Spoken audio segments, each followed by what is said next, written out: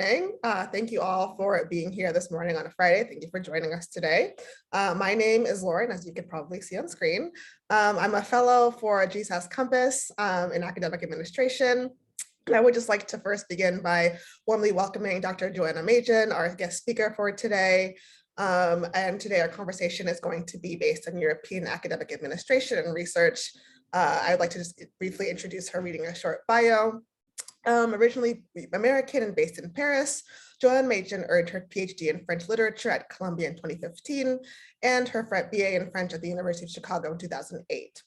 An early modernist by training, her research has focused on the intersections between philosophy and medicine in 16th and 17th century France, with a particular focus on Montaigne, Descartes, and Pascal. Following her PhD, she worked at Sciences Po in France as an academic program manager for a bilingual undergraduate program, as well as adjuncting faculty member, teaching a wide variety of subjects from 16th century humanism to contemporary poetry and politics. Today, she's in charge of research and education initiatives at the Interdisciplinary Research Foundation, Mind and Life Europe, where she continues to investigate the many links between science and philosophy, as well as between theory and practice. So thank you so much for being with us here today, Dr. Magin. I'm happy to go ahead and get started if you're ready. Sure. Thank you so much for having me. And hello to everyone out there. Great. So just to get started, could you tell me a little bit about your current position at Mind and Life Europe? Sure. So I think I would start out by describing a little bit about the organization before I get into my actual role, because it'll make more sense when I describe my role to you, what the organization actually is about. So Mind and Life Europe is a very unique, small, nonprofit research foundation that really attempts to create bridges between philosophy and science and between Eastern and Western approaches to phenomenology and philosophy.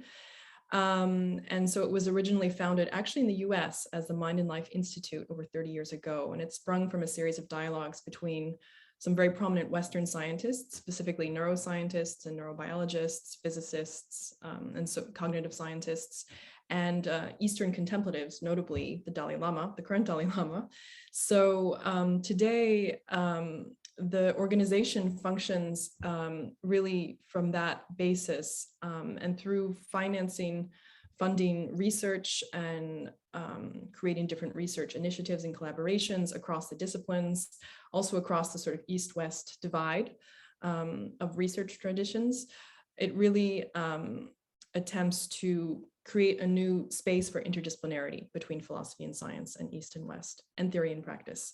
So that's a little bit of the flavor of the organization. So it's a fairly non-traditional environment to be working in compared to my previous job, which was a bit more of a traditional working environment.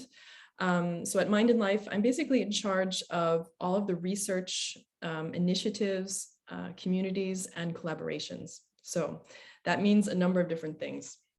There is a component of community management in the job, so managing different communities of very high caliber researchers, different research groups. We also have a series of programs and events throughout the year, which I'm in charge of. So we have a summer research institute. We have research grants as well for young researchers. We have a series of retreats for academics who are interested in working in a new field called contemplative science.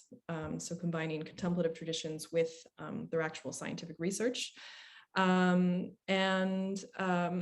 We have really a lot of new things that are coming to the surface. And so my job is really to be a bridge person between this very high level sort of scientific discussion and research, which can seem somewhat abstract and even abstruse to the general public, to be a bridge person between that and the general public, and to really find speakers and researchers, scientists and contemplatives, philosophers, who are able to embody this very unusual variety of interdisciplinarity. So that's really kind of the heart of my current role right now. And we're a small staff scattered around Europe. So I'm the only staff member based in France currently. We have staff members based in Hungary, Germany, and Scotland. So we're a staff of 4 people. And so we, as you can imagine, we each wear many hats almost every day. And in that sense, it has a bit of a spirit of a startup or a nonprofit, as you can imagine. If anyone's worked in a nonprofit environment, everyone kind of has a hand in everything. And there's a lot of projects that are being developed and a lot of brainstorming that goes on. So that's very much the spirit of my current position. Wow, that's so interesting. I haven't heard of a company that tries to really bridge the sciences and the humanities in such a non-traditional, exciting way. It sounds really, really interesting. But I'm curious as to, you're in this really non-traditional role right now, doing all these really exciting things and working as a team. Um, what was your first job after graduate school? I'm sure you worked probably in somewhere much more traditional, probably a little bit more structured coming right off the bat. Can you speak to that a little bit, please? Sure, absolutely. So yeah, as you said, my first job out of graduate school was a bit more of a traditional role. So I think I should probably preface this by saying that my first job actually came to be on the heels of a failure. So I had applied to a teaching postdoc immediately following my PhD. So I got my PhD in 2015, and that summer I had applied to a postdoc in France at an institution that some of you may have heard of called Sciences Po, l'Institut des Études Politiques. So it's a very elite social sciences institution in France. It's known as a grande école. So it was an institution I was familiar with throughout my PhD and even as an undergraduate. And there was a call for postdoc teaching positions, and I'd applied and I didn't get it, which is not terribly surprising because they really were looking for people in the social sciences trained in specific disciplines like sociology and economics and political science and so forth.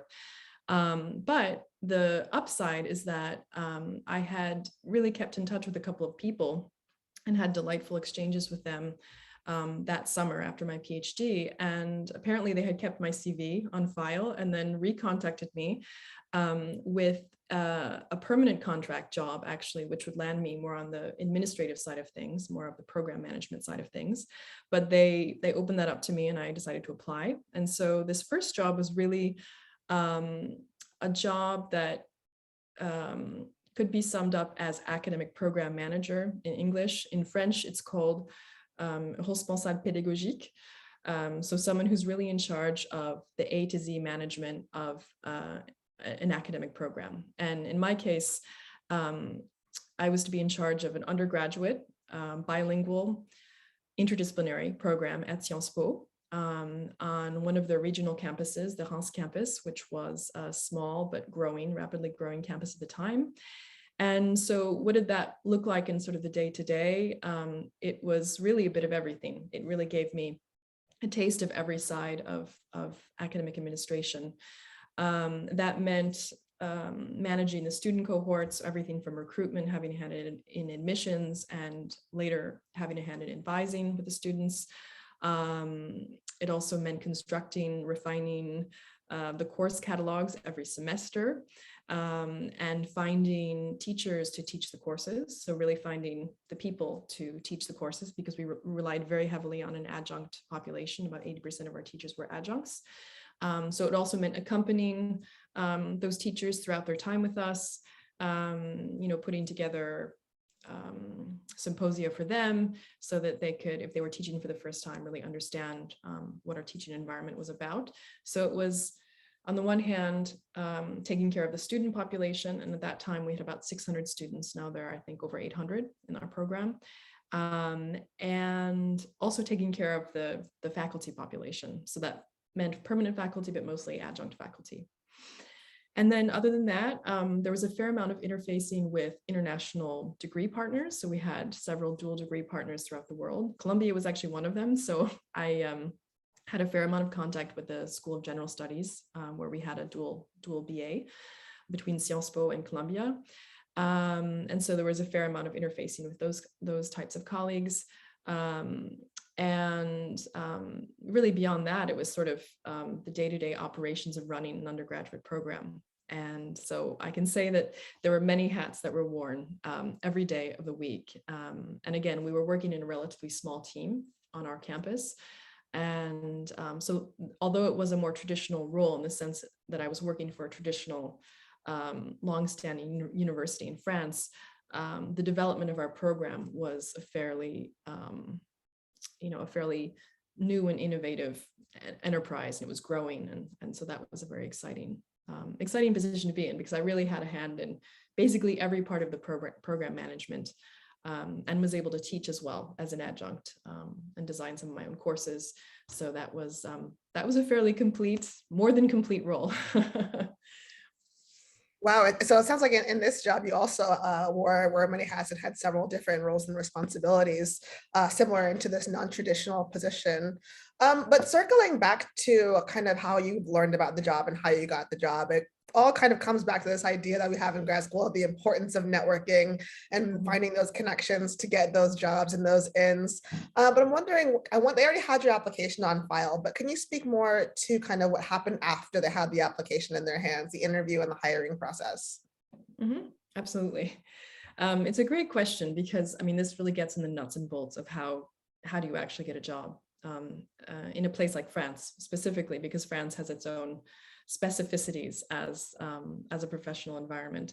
So after I had these initial contacts with people who were in charge of the campus on which I was going to work, basically then I was put in the hands of HR, and so I began a series of interviews with them. And at the time I was actually back in the States, so there was a bit of complication in terms of just finding time to have these interviews with them, and then I had to fly back and actually have sort of an in-person visit and meet all of my future colleagues at that point. And the whole process, it's worth bearing in mind, actually took several months. The initial period of contact was the summer of 2015, and then I actually didn't start working really until end of February 2016. So there were about 6 or 7 months between the first contact and the actual hire. And we can talk about this later, of course, but part of that was just setting up the visa process and the hiring process, which can be a bit circuitous in France and a little bit bureaucratic. So that took a bit of time. But it was a fairly traditional hiring process. I'm sure this is how it works in a lot of institutions in the States. But there was meeting, the people with whom I'd be working on the one hand, meeting the HR people on the other hand, and then going through the whole, contract negotiation at a certain point and making sure that they could indeed sponsor my visa, which was a big part of the contract negotiation, because I wasn't going to, be able to have this job in France if I didn't have a visa to support that. And so that was really the sort of the nuts and bolts of how it happened. I can go into different parts if it's interesting to people at some point, if you like. Yeah, great.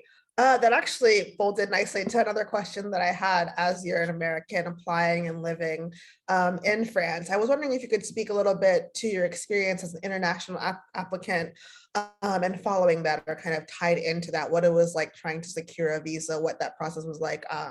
I've never applied for a job outside the United States, and I know a lot of people haven't, so I'm sure like learning about kind of the intricacies of that experience would be very helpful.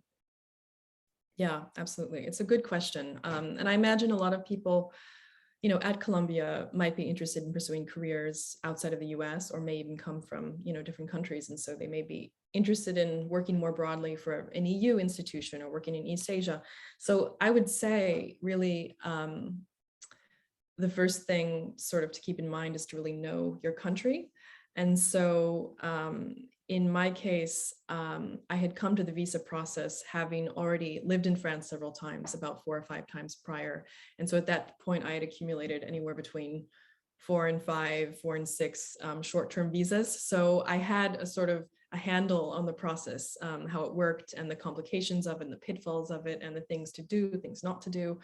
And so at that point, I was coming into it with a fair amount of administrative experience, and also linguistically. It's important to have a sense of just how to communicate in these environments. And so I had already lived in France and spoke French for a long time. So I suppose I was coming at it as an international applicant, but at the same time, I was coming at it having already lived in France.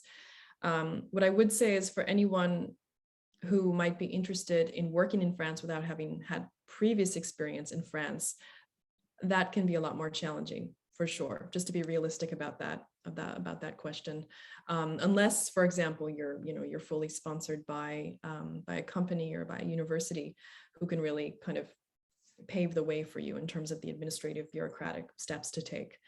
But I don't know if you want me to follow up on a certain point in that, or if that answers the question. Yeah, sure. Actually, I am interested in working in France, so taking notes on the side here. But you said you worked in France before, so how did you get that initial foot in the door? Well, I had actually come to France more on short-term visas, working as a researcher. I had a research year in France. I taught at Columbia's Reed Hall for a few months, actually, right after the PhD. That was the summer of 2015. And I did many study abroad programs as an undergraduate. I actually did 3 of them, one after the other, which was, I think, retrospectively a good choice, because it actually gave me a solid period of time during which I lived in France and started really getting acquainted with, what it's like to live in France on the ground. And so that really opened the door thereafter to come back to France and feel a bit more comfortable with the process of living in France. But I think also, having, we can talk about the networking question later on, but also having personal contacts. I think those are the links that actually make these big leaps possible. It's a big leap to go work in a foreign country, but having personal links, I think, is really, really the beginning point of it. Good to know. I'll email you when I graduate. No problem. Going off, I just want to clear some more things about the visa situation. So I know your current job is not necessarily based out of France. So did your visa status change when you switched careers to a company that's kind of based in France to this outside company? So the way it works in France, and I suspect it's similar in other EU countries, the way it works in France is that if your visa is sponsored by your work, you are tied to that work for the first year. However, after the first year, which would mean actually the first time you renew your visa and it becomes a longer term residency permit, then for 5 years, after that initial year, you are free to change jobs within France. You have a legal right to work on French soil in what we call France métropolitaine. And so really after the first year, you're fairly free to change jobs. And then after the 5th year, it's even more true. After the 5th year, you can apply for either a longer term residency permit, which is what I have right now. It's a 10-year residency permit. Or you can also start the process for applying for citizenship, which is what I've also done this last summer. So really, after the first year, you're relatively free to change companies, even change domains. And then after 5 years in France, it's very easy. You basically have the status of being a permanent resident, like being a citizen, just without the right to vote, essentially. And so you can start your own company, you can change employers, you can be unemployed, you have a lot more freedom after that initial period, for sure. Oh, I didn't know that at all. That's good to know. Thanks. So I'm kind of curious about just the career path you've chosen. You've had kind of 2 very different career paths, one very traditional, one not so traditional, but somewhat united in kind of the roles and responsibilities that you've had to take on and interact with. So what really made you choose this current career path? And did anything in graduate school prepare you for the work you do? Sure, it's a big question. It's a good question, I think, to reflect on. I was thinking about this the other day, and I think the word that comes to mind is eclecticism.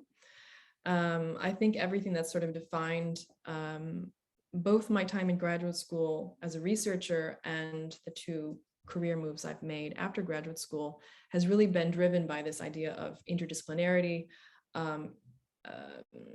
eclecticism, and sort of the space between different cultures. And so whether it was as a researcher in graduate school, working between different disciplines, so philosophy, science, literature, medicine, and working between 2 languages, English and French, or later on in these two recent jobs, still working between disciplines and working between languages, working between different countries.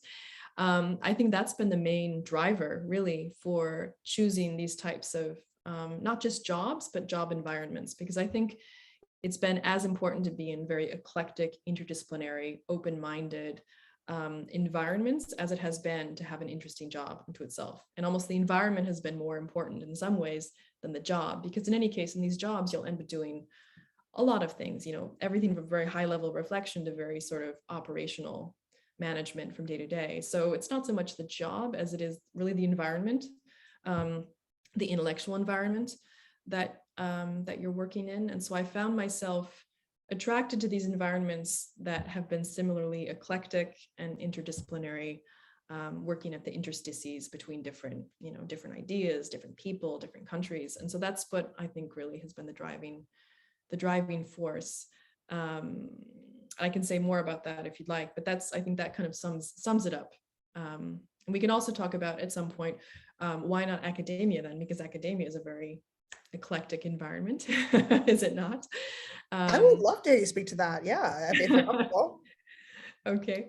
So I mean, yeah, this is, I'm sure, a question a lot of people have at different stages of their PhD, because I think a lot of the internal encouragement that we get as PhD students is to continue on the tenure track and to aim for the highest caliber academic job that you can at any particular time, depending on the job market.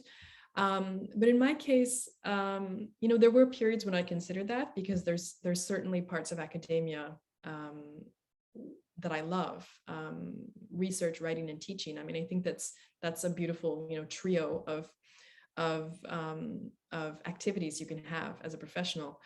But I think at the end of the day, it was really a question of temperament. And I think this is something that's maybe under discussed in the academic track, the academic path, really having a sense of what kind of environment you could see yourself thriving in based on your temperament. And I think that was one of the reasons why I ultimately veered away from academia and into these more, into these different environments. I mean, I wouldn't call them opposed to academia. They're still somewhat grounded in research and teaching, but they're not traditional tenure track roles, that's for sure.